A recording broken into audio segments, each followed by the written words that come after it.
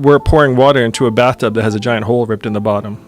We have to put the American people in position to actually benefit from all these innovations. So who's going to win in an era of artificial intelligence and the rest of it? Who wins? Jeff Bezos! Jeff Bezos and Amazon, Google, Facebook, and these companies are not going to pay much in the way of taxes, no matter how big they win. So the challenge is right now the value is going to get spirited up into the cloud, and we're all going to be looking around being like, where'd the money go? Where'd the money go? And that's what we have to prevent. We have to put ourselves in position to win with all of these incredible innovations that are coming down the pike.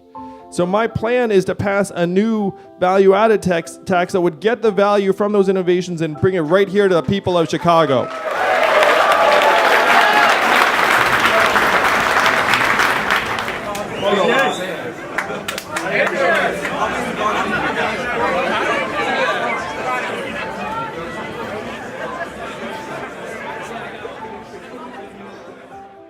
What's been happening? So I've been around the country spreading the word about me, the campaign, how we need to build a different kind of economy, raise hundreds of thousands of dollars. The average donation is only $11. So my fans are even cheaper than Bernie Sanders' fans were the last time. At this point, if we don't step up and help lead society in the right direction, it's just going to get deeper and darker and nastier for Asian Americans, for all Americans. So I got turned on to that really by Donald Trump winning in 2016, where I saw that happen and it just shocked me into action, honestly. And I'll say, the opposite of Donald Trump is an Asian guy who likes numbers. And what we need to do is we need to take Donald Trump and then swing it the other direction. He wants to freeze time and like turn the clock backwards. We need to turn the clock forwards, and that's what I'm gonna do. You know, older folks that are like in America and they just miss the days of like the Beach Boys and Elvis, those movies with Will Ferrell where he always wears a mustache, or always, obviously, I don't want the world to go back to that time. Shout out to Bruce Lee though. Bruce Lee was a poppin' Asian, I believe, during that moment. What do you say when people say, Andrew, of course you want to move forward, just look at the individual positioning and incentives, but I would like to turn the clock back, and that would benefit me. I know what you mean. So if you look at the numbers, if you were born in the United States in the 1950s, there was a 93% chance that you were going to do better than your parents. You fast forward to people born in the 90s, which I think might include you guys.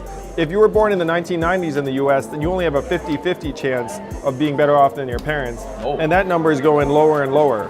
So when people say they want to turn the clock backwards, what they really mean is that they want an America where their kids are going to have better lives than they did, and they don't see that happening now.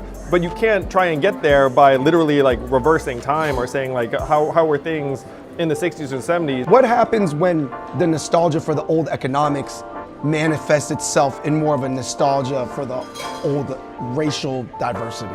America's heading towards being majority minority in 2045. So that's 27 years from now.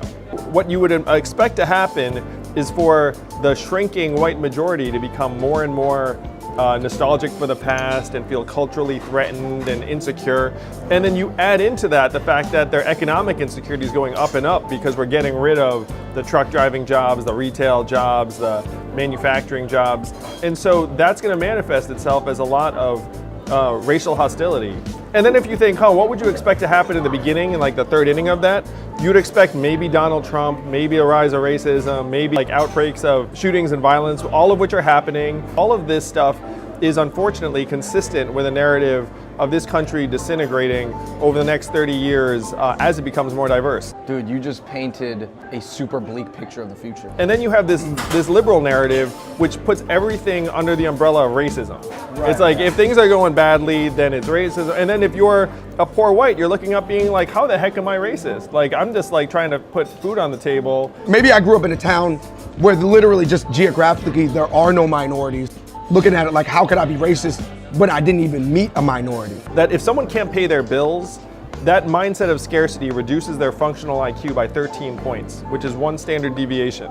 So that's like if you put someone in a position where it's like they're living week to week or paycheck to paycheck, and then you ask them to care about something like climate change, they're not really gonna have the comfort. They're not high enough on the Maslow's hierarchy of needs to bring themselves to care. And what we have to do is we have to try and reverse that mindset of scarcity by putting some more money in their hands so that they don't have to worry about their survival. As a metropolitan, young, middle-class Asian male, why would I care about truck drivers in Iowa if they don't care about me?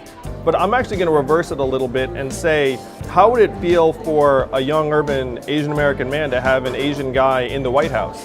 Because right now, if you're an Asian American guy, there's a sneaking feeling you have that you're allowed to become this successful in America, but you're not allowed to become this successful. Bamboo ceiling. Yeah. Well, like robots can't be leaders. They could be successful workers. I've been with the people who are like supposed to be running the country, and I've got news, like we are as good or better than any of them. Asians do probably have some self-belief that even if the rest of America was burning around them, that they would be okay. We are bred to think like no one's gonna help us, we're self-sufficient. There's gonna come a point when that stuff's gonna stop working out for us because we do better in a stable society where there are opportunities and hard work gets rewarded. And you're starting to see the beginning of a world where hard work's not gonna matter as much. The rules are gonna get written by people in power, and like you can tell like all norms go out the window. Because if you're a young person in this country and you feel like you're getting shafted and you just wanna get disengaged from the system, you have been shafted. You've been shafted through like crazy expensive college that doesn't even make sense. You're getting shafted by climate change. You are getting f***ed. And so because you're getting f***ed, you're just like, hey, I don't wanna care. And I wanna undo that. I want to un-f*** you. And so if you wanna help me un-f*** you, then like vote me into office. So if that's not a reason to care, then I don't know. Andrew, I can hear the passion in your voice because you are definitely cursing a lot more than last video. So universal basic income. My initial knee-jerk reaction was, get the fuck out of here. I'm immensely grateful to everyone who's gotten this campaign to this point, and you haven't seen nothing yet. I mean, we're going to go very, very far together.